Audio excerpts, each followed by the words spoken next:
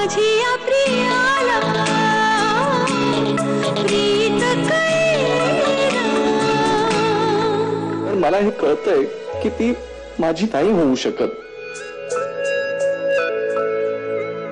पण हे वेड मन आहे ना, त्याला नाही समजवता येत।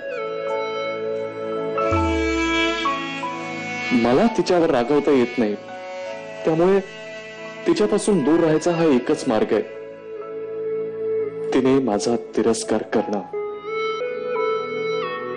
ती माझ्यापासून खूप दूर राहिली की मी आपोआप विसरू शकेन तिला। मी बोलले जयला त्या अभिजितवर पोलीस केस कर म्हणून। अभिजितवर का? का म्हणजे काल रात्री तो जे काय तुझ्याशी वागला, तुला काय वाटतं त्याला मी असंच सोडून देईन? अभिजितने काहीच केलेलं नाही, उलट त्या राहुलनेच। राहुल? हे काय बोलतोस तू रिया? या शमी, मला काल चढली होती, पण नशेत असले तरी मला इतकं समजत होतं की राहुलचे इरादे चांगले नाहीयेत।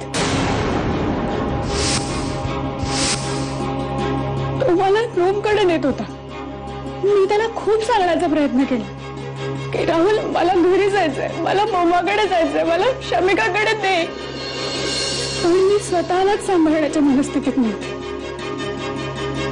तिथे अभिजित नसता तर थँक्स टू अभिजित। अभिजित? शमी, तू म्हणत होतीस ते बरोबर आहे।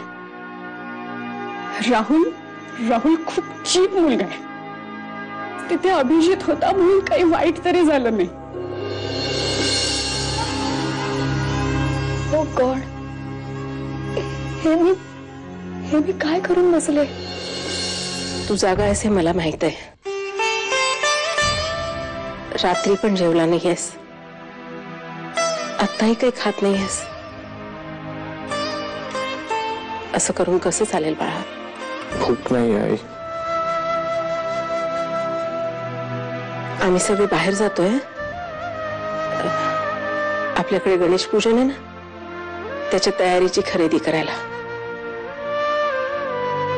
थोडंसं खाऊन घे आणि आराम कर।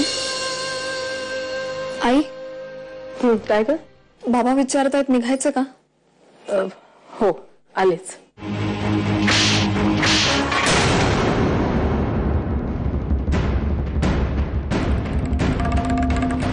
रियाकडून कळलंय मला सगळं।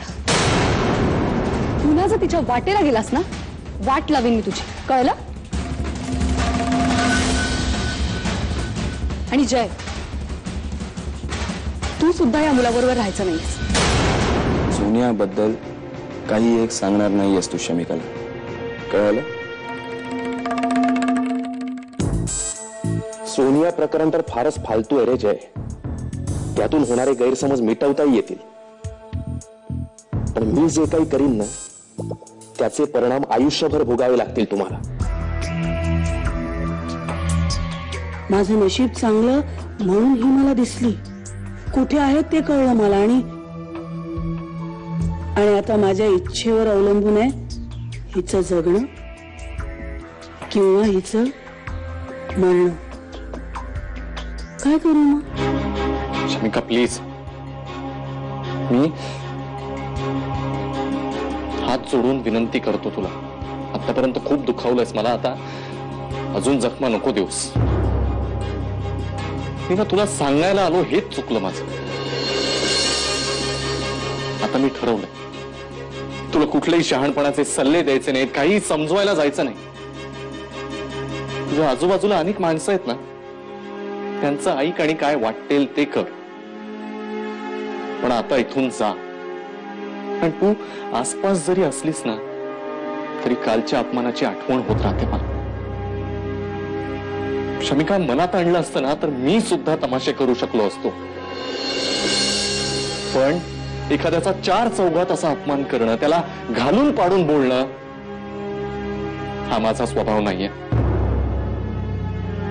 तू जा प्लीज। माझी या प्रियाला